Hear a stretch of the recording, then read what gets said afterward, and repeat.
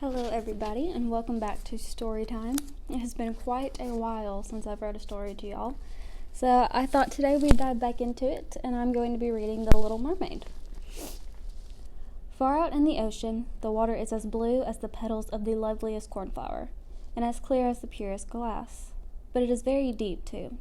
It goes down deeper than any anchor rope will go, and many, many steeples would have to be stacked on top of one another to reach from the bottom of the surface to the sea. It is down here that the sea folk live. Now, don't suppose that there are only bare white sands at the bottom of the sea. No, indeed. The most marvelous trees and flowers grow down there, with such pliant stalks and leaves that the least stir in the water makes them move about as though they were alive. All sorts of fish, large and small, dart among the branches, just as birds flit through the trees up there. From the deepest spot in the ocean rises the palace of the Sea King. Its walls are made of coral, and its high pointed windows of the clearest amber, but the roof is made of muscled shells that open and shut with the tide. This is a wonderful sight to see, for every shell holds glistening pearls, any one of which would be the pride of the Queen's crown. The Sea King down there had been a widower for years, and his old mother kept house for him. She was a clever woman, but very proud of her noble birth. Therefore, she flaunted 12 oysters on her tail, while the other ladies of court were only allowed to wear 6. Except for this, she was an altogether praiseworthy person, particularly so because she was extremely fond of her granddaughters, the little sea princesses. They were 6 lovely girls, but the youngest was the most beautiful of them all. Her skin was as soft and tender as a rose petal, and her eyes were as blue as the deep sea. But like all the others, she had no feet. Her body ended in a fishtail. The whole day long they used to play in the palace, down in the great halls where live flowers grew on the walls. Whenever the high amber windows were thrown open, the fish would swim in, just as shallows dart into our rooms when we open the windows. But these fish now would swim right up to the little princesses to eat out of their hands and let themselves be petted. Outside the palace was a big garden, with flaming red and deep blue trees. Their fruit glittered like gold, and their blossoms flamed like fire of their constantly waving stalks. The soil was very fine and indeed, but as blue as burning brimstone. A strange blue veil laid over everything down there. You would have thought yourself aloof in the air with only the blue sky above and beneath you, rather than down at the bottom of the sea. When there was a dead calm, you could just see the sun, like a scarlet flower with light streaming from its calyx. Each little princess had her own small little garden plot, where she could dig and plant whatever she liked. One of them made her little flower bed in the shape of a whale. Another thought it neater to shape hers like a little mermaid. But the youngest of them made hers as round as the sun, and there she grew only flowers that were red as the sun itself. She was an unusual child, quiet and wistful, and when her sisters decorated their gardens with all kinds of odd things that they found in sunken ships, she would allow nothing in hers except flowers as red as the sun, and a pretty marble statue. The figure of a handsome boy, carved in pure white marble, had sunk down to the bottom of the sea from some ship that was wrecked. Beside the statue she planted a rose-colored weeping willow tree, which thrived so well that its graceful branches shaded the statue and hung down to the blue sand, where the shadows took on a violet tint, and swayed as the branches swayed. It looked as if the roots and the tips of the branches were kissing each other in play. Nothing gave the youngest princess such pleasure as to hear about the world of the human beings up above them. Her old grandmother had to tell her all she knew about ships and cities, and of people and animals. What seemed nicest of all to her was that up on land the flowers were fragrant, but those at the bottom of the sea had no scent. And she thought it was nice that the woods were green, and that the fish you saw among their branches could sing so loud and sweet that it was delighted to hear them. Her grandmother had to call these little birds fish, or the princess would have never known what she was talking about, for she had never seen a bird. When you get to be 15, her grandmother said, you will be allowed to rise up out of the ocean and sit on the rocks in the moonlight to watch the great ships sailing by. You will see the woods and towns too. Next year, one of her sisters would be 15, but the others, well, since each was a whole year older than the next, the youngest still had 5 long years to wait until she could rise up from the water and see what our world was like. But each sister promised to tell the others about all that she saw and what she found most marvelous on her first day. Their grandmother had not told them half enough, and there were so many things that they longed to know about. The most eager of them all was the youngest, the very one who was so quiet and wistful. Many a night she stood by her open window and looked to the dark blue water where the fish waved their fins and tails. She could just see the moon and the stars. To be sure, their light was quite dim, but looked up to the water they seemed so much bigger than they appear to us. Whenever a cloud-like shadow swept across them, she knew that it was either a whale swimming overhead or a ship with many human beings aboard it.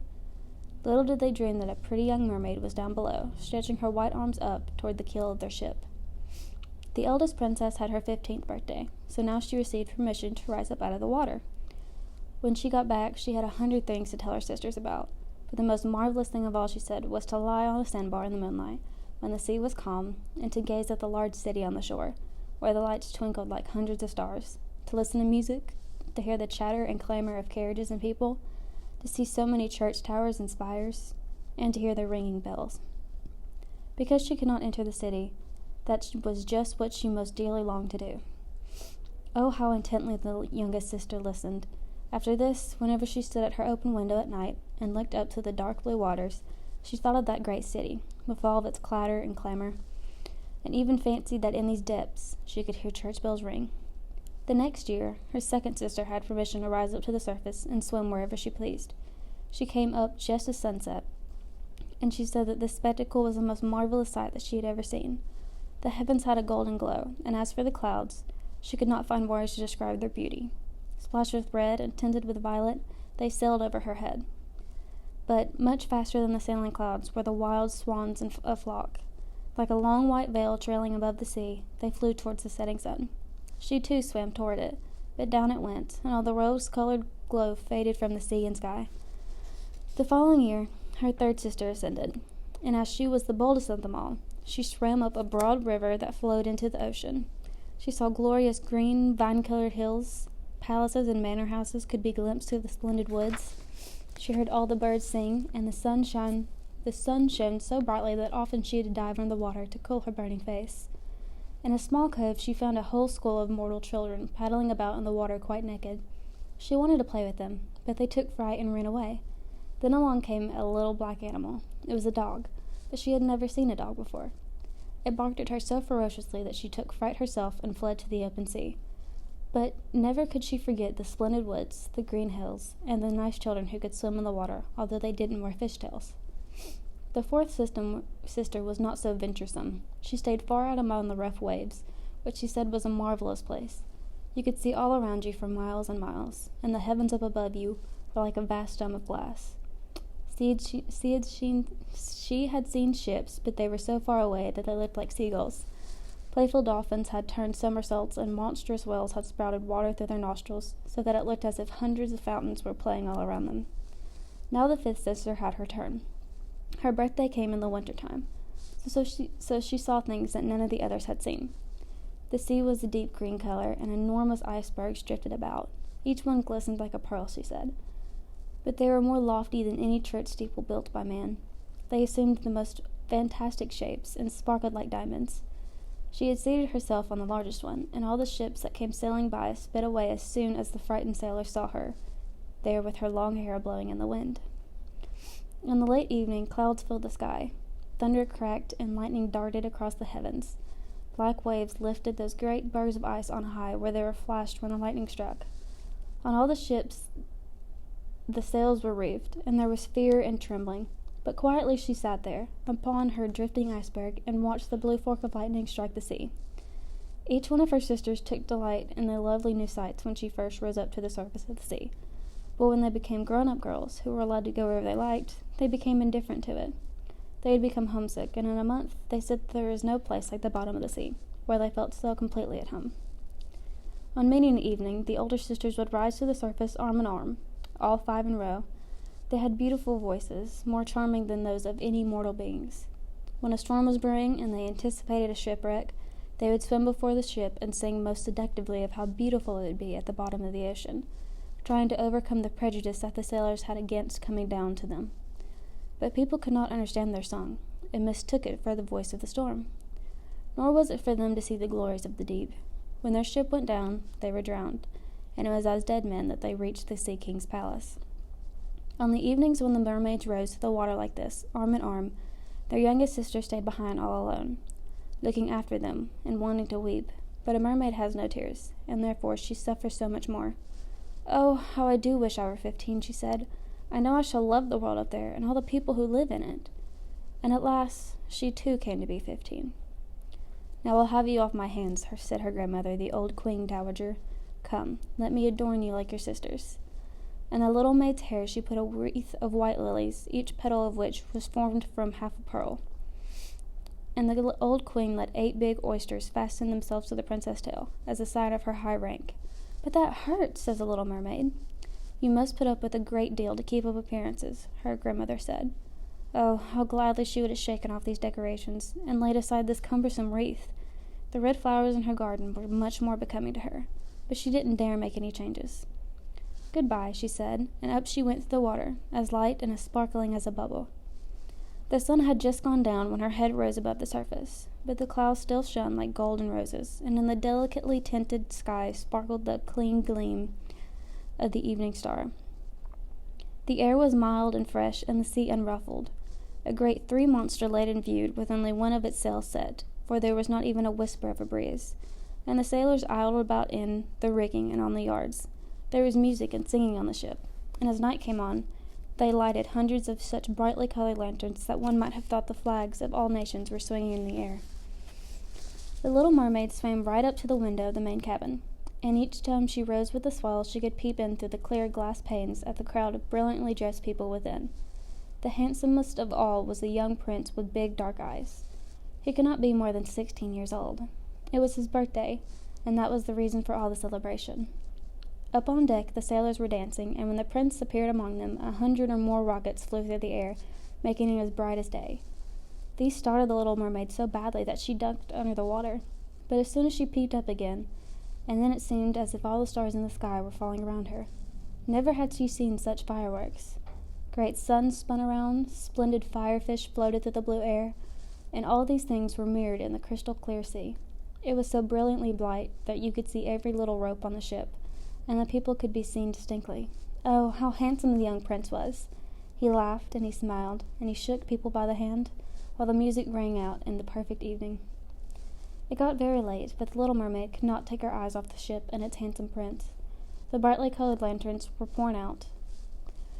No more rockets flew through the air, and no more cannons boomed. But there was a mutter and rumble deep down in the sea, and the swell kept bouncing her up so high that she could look into the cabin. Now the ship began to sail. Canvas after canvas was spread in the wind, the waves rose high, and great clouds gathered, and lightning flashed in the distance. Ah, they were in for a terrible storm, and the mariners made haste to reef the sails. The tall ship pitched and rolled as it sped through the angry sea. The waves rose up like a towering black mountains, as if they would break over the masthead. But the swan-like ship plunged into the valleys between such waves, and emerged to ride their lofty heights. To the little mermaid this seemed good sport, but to the sailors it was nothing of the sort. The ship creaked and labored, thick timbers gave way under the heavy blows. Waves broke over the ship, the mainmast stabbed in two like a reed, and the ship listed over on its side, and water burst into the hold. Now the little mermaid saw that people were in peril, and that she herself must take care to avoid the beams and wreckage tossed about by the sea. One moment it would be black as pitch, and she couldn't see a thing. Next moment the lightning would flash so brightly that she could distinguish every soul on board. Everyone was looking out for himself as best as he could. She watched closely for the young prince, and when the ship split in two she saw him sink down in the sea. At first she was overjoyed that he would be with her, but then she recalled that human people could not live under the water, and he could only visit her father's palace as a dead man. No, he should not die. So she swam in among all the floating planks and beams, completely forgetting that they might crush her. She dived through the waves and rode their quest until at length she reached the young prince, who was no longer able to swim in that raging sea. His arms and legs were exhausted, his beautiful eyes were closing, and he would have died if the little mermaid had not come to help him. She held his head above water and let the waves take them wherever the waves went. At daybreak, when the storm was over, not a trace of the ship was in view. The sun rose out of the waters, red and bright, and its beams seemed to bring the glow of life back to the cheeks of the prince, but his eyes remained closed. The mermaid kissed his high and shapely forehead as she stroked his wet hair in place. It seemed to her that he looked like the marble statue in her little garden. She kissed him again and hoped he would live. She saw dry land rise above her in the high blue mountains, topped with snow as glistening white as if a flock of swans were resting there. Down by shore were splendid green woods, and in the foreground stood a church, or perhaps a convent. She didn't know which.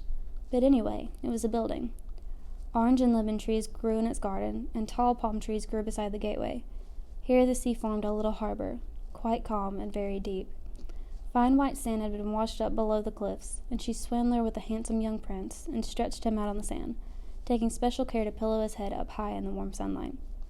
The bells began to ring in the great white building, and a number of young girls came out into the garden. The little mermaid swam away behind some tall rocks that stuck out of the water. She covered her hair and shoulders with foam so that no one would see her tiny face, and then she watched to see who would find the poor prince. In a little while, one of the young girls came upon him. She seemed frightened, but only for a minute, and then she called more people. The mermaid watched the prince regain consciousness and smile at everyone around him, but he did not smile at her, for he did not even know that she had saved him. She felt very unhappy, and when they led him away to the building, she dived sadly down into the water and returned to her father's palace. She had always been quiet and wistful, and now she had become much more so. Her sister asked her what she had seen on her first trip up to the surface, but she would not tell them a thing. Many evenings and many mornings she revisited the spot where she had left the prince. She saw the fruit in the garden ripened and harvested, and she saw the snow on the high mountain melted away, but she had not seen the prince, so each time she came home sadder than she had left. It was her one consolation to sit in her little garden and throw her arms about the beautiful marble statue that looked so much like the prince. But she took no care of her flowers now. They overgrew the paths until the place was a wilderness, and their long stalks and leaf became so entangled in the branches of the tree that it cast a gloomy shade. Finally, she couldn't bear it any longer. She told her secret to one of her sisters. Immediately, all the other sisters knew about it. No one else knew, except for a few more mermaids who told nobody, except their most impotent friends. One of these friends knew who the prince was. She, too, had seen the birthday celebration on the ship. She knew where he came from and where his kingdom was. "Come, little sister," said the other princesses. Arm in arm, they rose from the water in a long row, right in front of where they knew the prince's palace stood. It was built of pale, glistening golden stone, with great marble staircases, one of which led down to the sea. Magnificent gilt domes rose above the roof, and between the pillars all around the building were marble statues that looked most lifelike. Through the clear glass of the lofty windows one could see into the splendid halls, with their costly silk hangings and tapestries, and walls covered with paintings that were delightful to behold. In the center of the main hall, a large fountain played its columns of spray up to the glass dome roof, through which the sun shone down on the water and upon the lovely plants that grew in the big basin. Now that she knew where he lived, many an evening and many a night she spent there in the sea. She swam much closer to the shore than any of her sisters would dare venture. She even went up a narrow stream under the splendid marble balcony that cast its long shadow in the water. Here she used to sit and watch the young prince when he thought himself quite alone in the bright moonlight. On many evenings she saw him sail out in his fine boat, with music playing and flags aflutter, and she would peep through the green rushes, and if the wind blew her long silver veil, anyone who saw it mistook it for a swan spreading its wings. On many nights she saw the fishermen come out to the sea with their torches, and heard them tell about how kind the young prince was. This made her proud to think that it was her who had saved his life when he was buffeted about, half dead amongst the waves.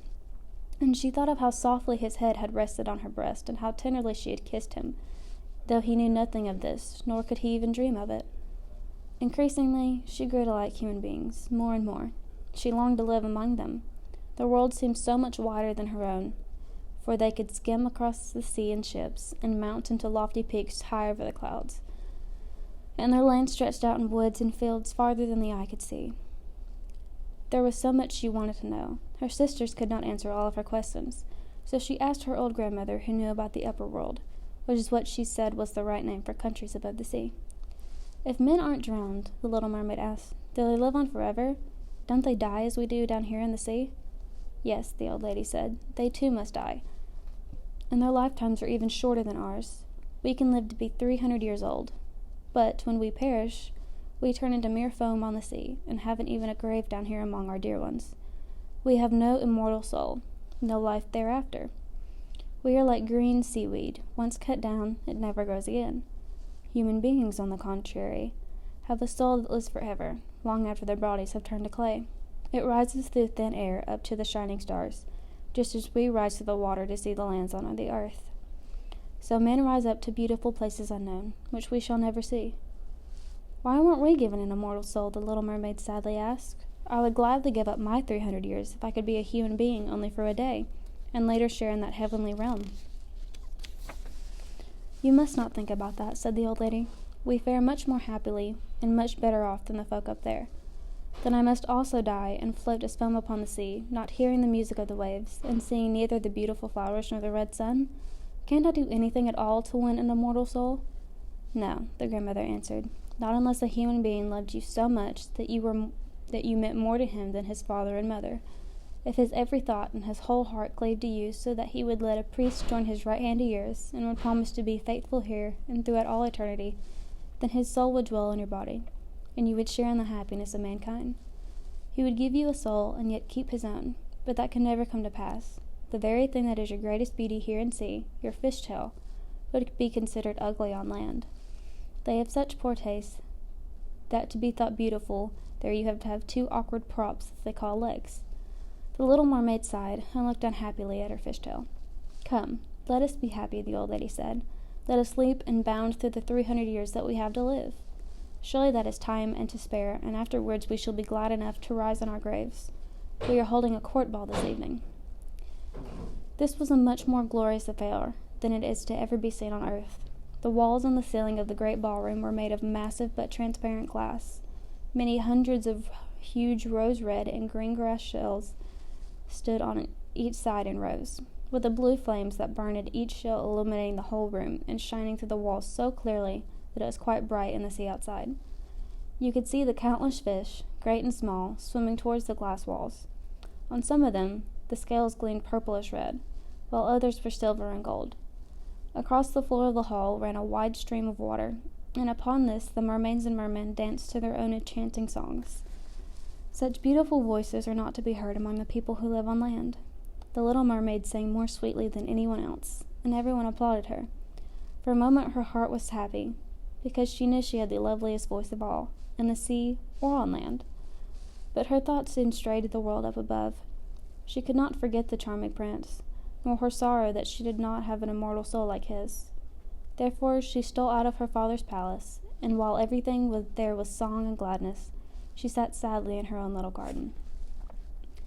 Then she heard a bugle call through the water, and she thought, that must mean he is sailing up there. He whom I love more than my father or mother, he whom I am always thinking, and in whose hands I would so willingly trust my lifelong happiness. I dare do anything to win him and to gain an immortal soul. While my sisters are dancing here in my father's palace, I shall visit the sea witch of whom I've always been so afraid. Perhaps she will be able to advise me and help me. The little mermaid set out from her garden towards the whirlpools that raged in front of the witch's dwelling. She had never gone that way before. No flowers grew there, nor any seaweed. Bare and gray the sands extended to the whirlpools, where like roaring mill wheels the waters whirled and snatched everything within their reach at the bottom of the sea. Between these tumultuous whirlpools she had to thread her way to reach the witch's waters, and then for a long stretch the only trail lay through a hot seething mere, which the witch called her peat marsh. Beyond it her house lay in the middle of a weird forest, where all the trees and shrubs were polyps, half animal and half plant. They looked like 100-headed snakes growing out of the soil. All their branches were long, slimy arms with fingers like wiggling worms. They squirmed joint by joint, from their roots to their outermost tentacles, and whatever they could lay hold of, they twined around and never let go. The little mermaid was terrified, and stopped at the edge of the forest.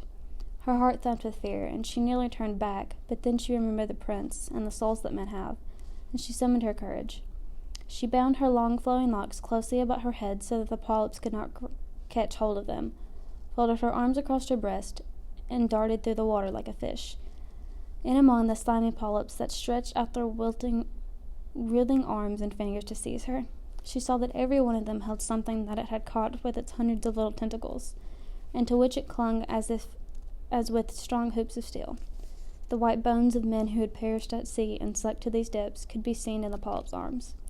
Ships' rudders, seamen's chests, and skeletons of land animals had also fallen into their clutches, But the most ghastly sight of all was the little mermaid whom they had caught and strangled. She reached a large muddy clearing in the forest, where big fat water snakes lived about, showing their foul yellowish bellies. In the middle of this clearing was a house built of bones of shipwrecked men, and there sat the sea witch, letting a toad eat out of her mouth, just as we might feed sugar to a little canary bird. She called the ugly fat water snakes her little chickabiddies, and let them crawl and small about her spongy bosom. "I know exactly what you want," said the sea witch. "It is very foolish of you, but just the same, you shall have your way, for it will bring you to grief, my proud princess. You want to get rid of your fishtail and have 2 props instead, so that you can walk about like a human creature, and have the young prince fall in love with you, and win him, and an immortal soul besides." At this, the witch gave such a loud, crackling laugh that the toad and the snakes were shaken to the ground, where they lay writhing. "You are just in time," said the witch. "After the sun comes up tomorrow, a whole year would have to go by before I could be any help to you. I shall compound you a draught, and before sunrise you must swim to shore with it. Seat yourself on dry land, and drink the draught down. Then your tail will divide and shrink, until it becomes what the people on earth call a pair of shapely legs. But it will hurt. It will feel as if a sharp sword slashed through you. Everyone who sees you will say that you are the most graceful human being that they have ever laid eyes on, for you will keep your gliding movement, and no dancer will ever be able to tread as lightly as you. But every step you take will feel as if you're treading upon knife blades so sharp that blood must flow. I am willing to help you, but are you willing to suffer for all this?" "Yes," the little mermaid said in a trembling voice, as she thought of the prince, and of gaining a human soul. "Remember," said the witch, "once you have taken human form, you can never be a mermaid again. You can never come back through the waters to your sisters, or to your father's palace. And if you do not win the love of this prince so completely that for your sake he forgets his father and mother, cleaves to you with his every thought and his whole heart, and lets the priest join your hands in marriage, then you will win no immortal soul. If he marries someone else, your heart will break on the very next morning, and you will become the foam of the sea." "I shall take that risk," said the little mermaid, but she turned as pale as death. "Also, you have to pay me," said the witch, as it is no trifling price that I am asking. "You have the sweetest voice of anyone down here at the bottom of the sea, and while I don't doubt that you would like to captivate the prince with it, you must give this voice to me. I will take the very best thing that you have in return for my sovereign draught. I must pour my own blood in it to make the drink as sharp as a 2-edged sword." "But if you take my voice," said the little mermaid, "what will be left to me?" "Your lovely form," the witch told her, "your gliding movements, and your eloquent eyes. With these you can easily enchant a human heart. Well, have you lost your courage? Stick out your little tongue, and I shall cut it off. I'll have my prince, and you shall have the potent draught." "Go ahead," said the little mermaid. The witch hung her cauldron over the flames, to brew the draught. "Cleanliness is a good thing," she said, as she tied her snakes in a knot, and scoured the pot with them. Then she pricked herself in the chest, and let her black blood splash into the cauldron. Steam swirled up from it in a ghastly shape that anyone would have been terrified by them. The witch constantly threw new ingredients into the cauldron, and it started to boil, with a sound like that of a crocodile shedding tears. When the draught was ready at last, it looked as clear as the purest water. "There's your draught," said the witch, and she cut off the tongue of the little mermaid, who now was dumb and could neither sing nor talk. "If the polyps should pounce on you when you walk back through my wood," she said, "just spill a drop of this brew upon their tentacles, and they will break into 1,000 pieces." But there was no need for that, for the polyps curled up in terror as soon as they saw the bright draught. It glittered in the little mermaid's hands as if it were a shining star. So she soon traversed the forest, the marsh, and the palace of raging whirlpools. She could see her father's palace. The lights had been snuffed out in the great ballroom, and doubtless everyone in the palace was asleep, but she dared not go near them, now that she was stricken dumb and was leaving her home forever. Her heart felt as if it would break from grief. She tiptoed through the gardens, took one flower from each of her sister's little pots, blew 1,000 kisses towards the palace, and then mounted up through the deep blue sea. The sun had not yet risen when she saw the prince's palace, As she climbed his splendid marble staircase, the moon was shining clear. The little mermaid swallowed the bitter, fiery draught as if it were a two-edged sword struck through her frail body. She swooned away and lay there as if she were dead. When the sun rose over the sea, she awoke and felt a flash of pain, but directly in front of her stood the handsome young prince, gazing at her with his cold black eyes. Lowering her gaze, she saw that her fishtail was gone, and that she had the loveliest pair of white legs any young man could hope to have, but she was naked, so she clothed herself in her own long hair. The prince asked who she was and how she came to be her. Her deep blue eyes looked at him tenderly, but very sadly, for she could not speak. He then took her hand and led her into his palace. Every footstep felt as if she was walking on blades and points of sharp knives, just as the witch had foretold. But she gladly endured it. She moved as lightly as a bubble as she walked beside the prince. He and all who saw her marveled at the grace of her gliding walk. Once clad in the rich silk and muslin garments that were provided for her, she was the loveliest person in all the palace, though she was dumb and could neither speak nor sing. Beautiful slaves, attired in silk and cloth of gold, came to sing before the prince and his royal parents. One of them sang more sweetly than all the others, and when the prince smiled at her and clapped his hands, the little mermaid felt very unhappy, for she knew that she herself used to sing much more sweetly. Oh, she thought, if only he knew that I parted with my voice forever so that I could be near him. Graceful slaves now began to dance to the most wonderful music. Then the little mermaid lifted her shapely white arms, rose up to the tip of her toes, and skimmed over the floor. No one had ever danced so well.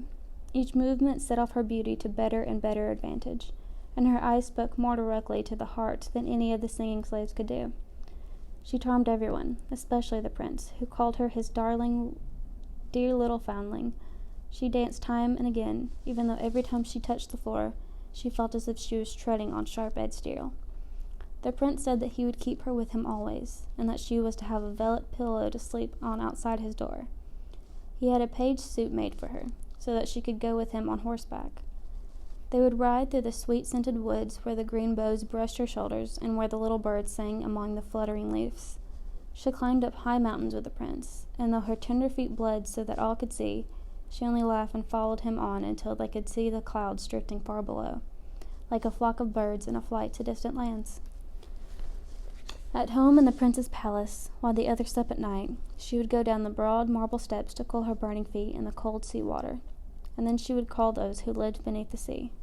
One night, her sisters came by, arm in arm, singing sadly as they breasted the waves. When she held out their hands toward them, they knew who she was, and told her how unhappy she had made them all. They came to see her every night after that, and once far, far out to sea, she saw her old grandmother, who had not been up to the surface this many a year. With her was the Sea King, with his crown upon his head. They stretched out their hands to her, but they did not venture so near to the land as their sisters had. Day after day she became more dear to the prince, who loved her as one would love a good little child, but he never thought of making her his queen. Yet she had to be his wife, or she would never have an immortal soul, and on the morning after his wedding she would turn into foams on the waves. "Don't you love me best of all?" the little mermaid seemed to question him, when he took her in his arms and kissed her lovely forehead. "Yes, you are most dear to me," said the prince. "If you have the kindest heart, you love me more than anyone else does, and you look so much like a young girl I once saw, but shall never find again. I was on a ship that wrecked, and the waves cast me ashore near an holy temple, where many young girls perform their rituals. The youngest of them found me beside the sea and saved my life. Though I saw her no more than twice, she is the only person in the world whom I could love. But you are so much like her that you almost replace the memory of her in my heart. She belongs to that holy temple. Therefore it is my good fortune that I have you.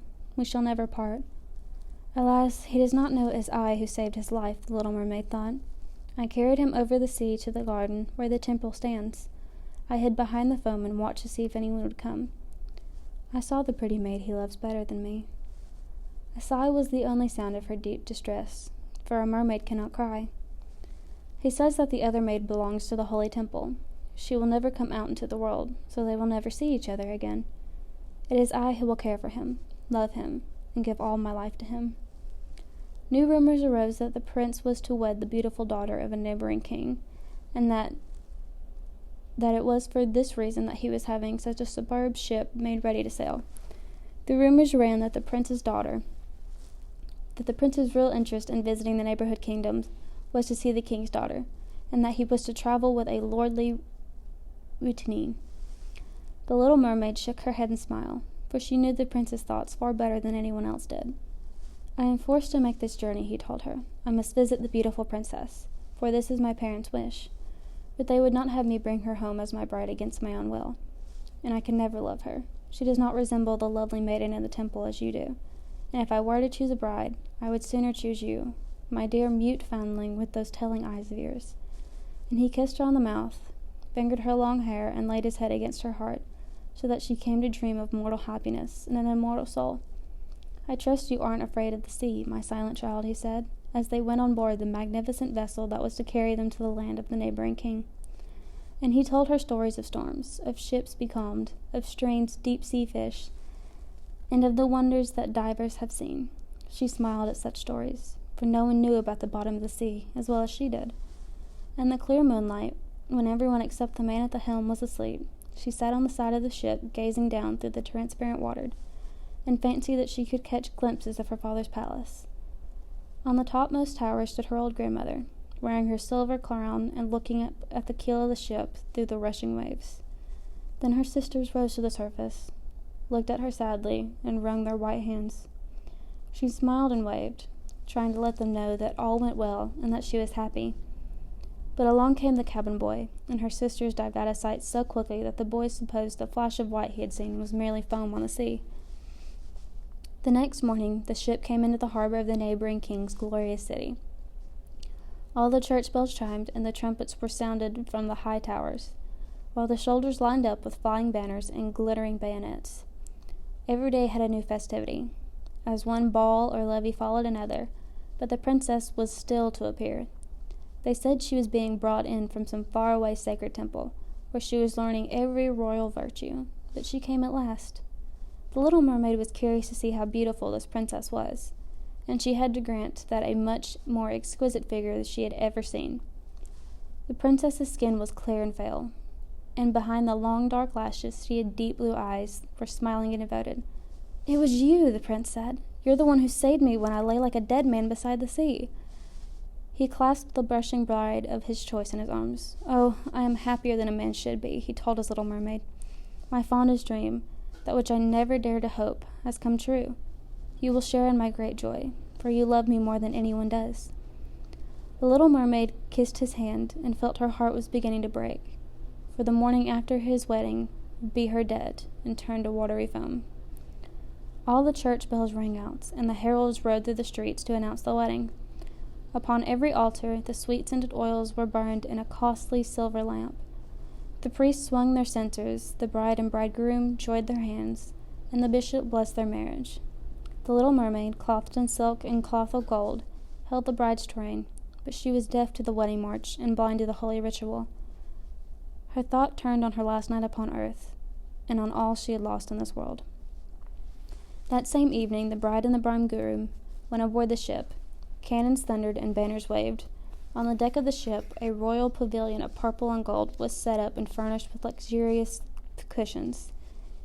Here the wedded couple were to sleep on that calm, clear night. The sails swelled in the breeze, and the ship glided so lightly that it was scarcely seen to move over the quiet sea. All nightfall, brightly colored lanterns were lighted, and the mariners merrily danced on the deck. The little mermaid could not forget the first time she rose from the depths of the sea and looked on at such pomp and happiness. Light as a swallow pursued by his enemies, she joined in the whirling dance. Everyone cheered for her, for never had she danced so wonderfully. Her tender feet felt as if they were pierced by daggers, but she did not feel it. Her heart suffered far greater pain. She knew that this was the last evening that she would ever see him, for whom she had forsaken her home and family, for whom she had forsaken her lovely voice and suffered such constant torment, while he knew nothing of these things. It was the last night that she would breathe the same air with him, or look upon deep waters or the star-fields of the blue sea. A never-ending night, without thought and without dreams, awaited her, who had no soul and could not get one. The merrymaking lasted long after the midnight, yet she laughed and danced on despite the thought of death she carried in her heart. The prince kissed his beautiful bride, and she toyed with his coal-black hair. Hand in hand they went to rest in the magnificent pavilion.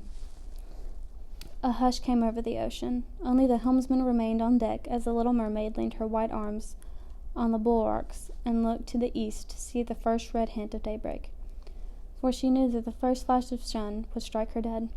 Then she saw her sisters ride up among the waves. They were as pale as she, and there was no sign of their lovely hair that the breezes used to blow. It had all been cut off. "We have given our hair to the witch," they said, "so that she would send you help and save you from death tonight. She gave us a knife. Here it is. See the sharp blade? Before the sun rises, you must strike it into the prince's heart. And when his warm blood bathes in your feet, they will grow together and become a fishtail. And then you will be a mermaid again, able to come back to us in the sea, and live out your 300 years before you die and turn into dead salt sea foam. Make haste. Here you must die before sunrise. Our old grandmother is so grief-stricken that her white hair is falling fast, just as ours did under this witch's scissors. Kill the prince and come back to us. Hurry, hurry. See that red glow in the heavens? It's a few minutes the sun will rise and you must die." So saying, they gave a strange deep sigh and sank beneath the waves. The little mermaid parted the purple curtains of the tent and saw the beautiful bride asleep with her head on the prince's breast. The mermaid bent down and kissed his shapely forehead. She looked at the sky, fast reddening for the break of day. She looked at the sharp knife, and again turned her eyes towards the prince, who in his sleep murmured the name of his bride. His thoughts were all for her, and the knife blade trembled in the mermaid's hands. But then she flung it from her, far into the waves. Where it fell, the waves were red, and if bubbles of blood seethed in the water. With eyes already glazing, she looked once more at the prince, and hurled herself over the bulwarks into the sea, and felt her body dissolve in foam. The sun rose up from the waters. Its beams fell, warm and kindly, upon the chilled sea foam, and the little mermaid did not feel the hand of death. In the bright sunlight overhead, she saw hundreds of fair, ethereal beings that were so transparent that through them she could see the ship's white sails and the red clouds in the sky. Their voices were sheer music, but so spirit-like that no human could detect the sound, just as no eye on earth could see their forms. Without wings, they floated as light as the air itself. The little mermaid discovered that she was shaped like them, and she was gradually rising up from the foam. "Who are you? Toward whom I rise?" she asked, and her voice sounded like those above her, so spiritual that no music on earth could match it. "We are the daughters of the air," they answered. "A mermaid has no immortal soul, and can never get one unless she wins the love of a human being. Her eternal life must depend on a power outside herself. The daughters of air do not have an immortal soul either, but they can earn one by their good deeds. We fly to the south, where the hot, poisonous air kills human beings unless we bring cool breezes. We carry the scent of flowers to the air, bringing freshman and healing balm scent of flowers wherever we go. When for 300 years we have tried to do all the good we can, we are given an immortal soul and share in mankind's eternal bliss. You, poor little mermaid, have tried with your whole heart to do this too. Your suffering and your loyalty have raised you up into the realm of airy spirits, and now in the course of 300 years, you may earn your good deeds a soul that will never die." The little mermaid lifted her clear, bright eyes towards God's sun, and for the first time her eyes were wet with tears. On board the ship, all was astir and lively again. She saw the prince and his bride in search of her. They gazed sadly into the seething foam, as if they knew she hurled herself upon the waves. Unseen by them, she kissed the bride's forehead, smiled upon the prince, and rose up with the daughters of the air to the rose-red clouds that sailed on high. "This is the way that we shall rise to the kingdom of God after 300 years have passed." "We may get there even sooner," one spirit whispered. "And see, we fly into the homes of men, where there are children. And for every day on which we find a good child who pleases his parents and deserves their love, God shortens our days of trial. The child does not know when we float into his room, but when we smile at him in approval, 1 year is taken from our 300. But if we see a naughty, mischievous child, we must shed tears of sorrow, and each tear adds a day to the time of our trial."